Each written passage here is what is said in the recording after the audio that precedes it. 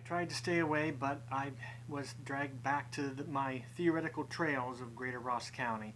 I'll try to return to my chatter about the terrain of this part of Ross and Pike and Highland counties.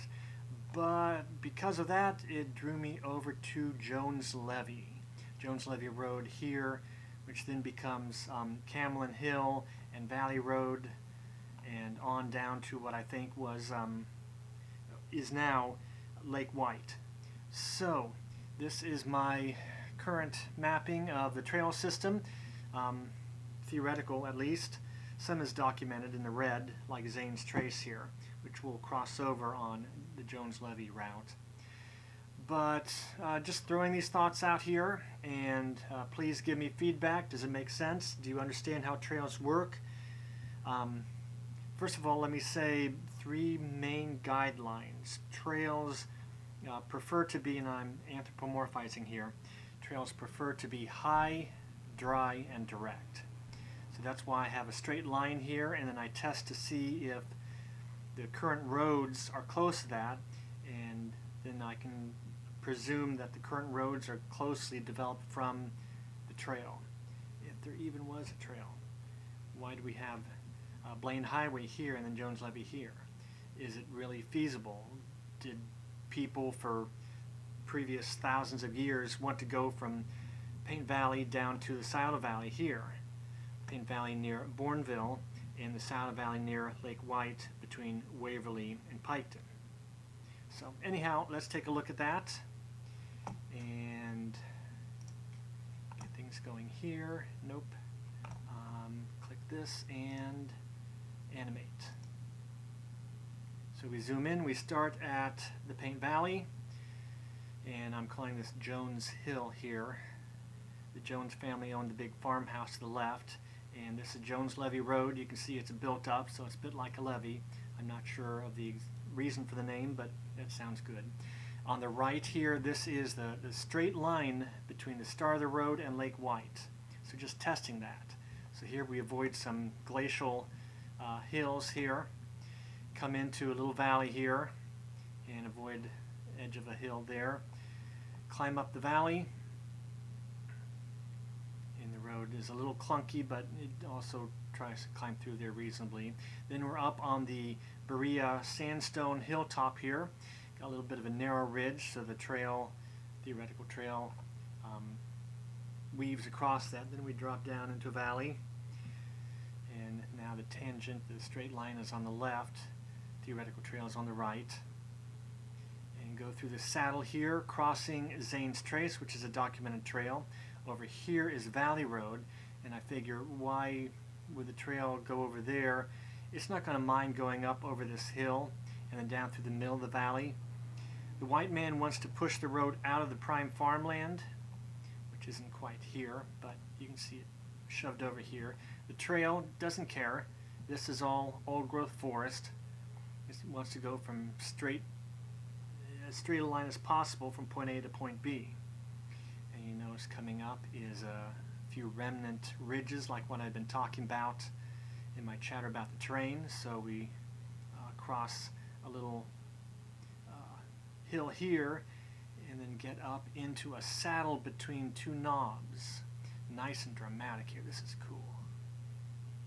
And then drop down, a little lumpy past that.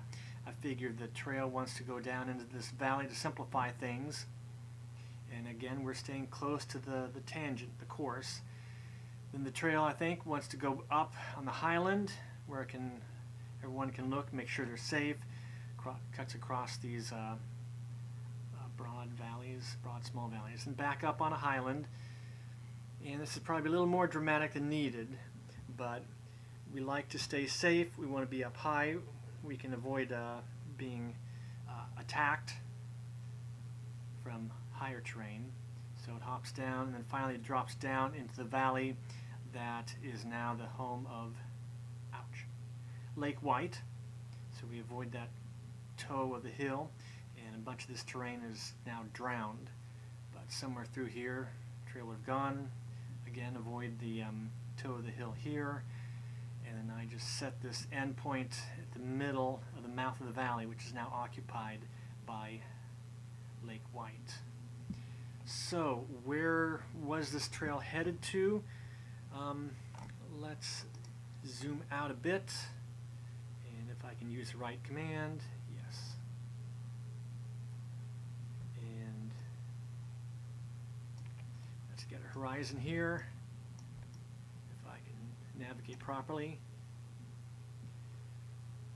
So, oh, stop it. And curvature of the earth there. Here's our trail, our route, our course, and I'm in too far. But, so here we start at the Paint Valley, and then we end in the Scioto Valley. We're looking southeast.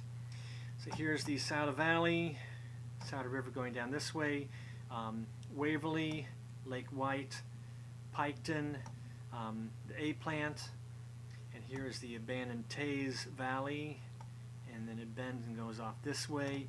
Here is Minford out this way, named the Minford Silt, and on down into, I think that's West Virginia at that point. And this is the Ohio River. So where was Jones Levy going?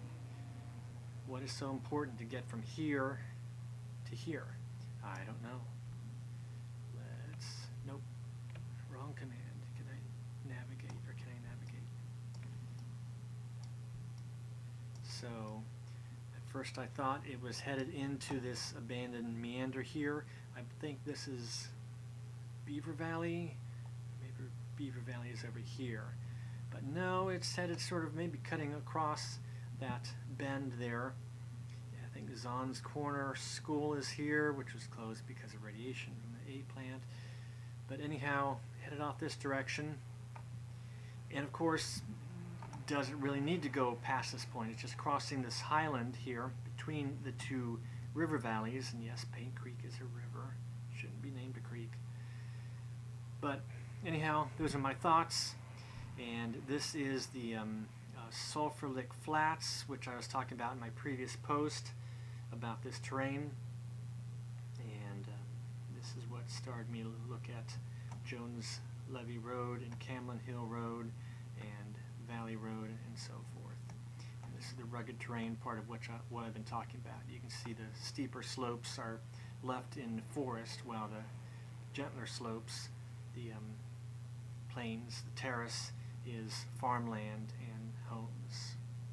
So that's my story, and let's reset, zoom.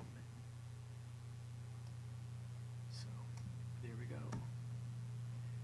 Give me your thoughts. Does this make sense? Am I crazy?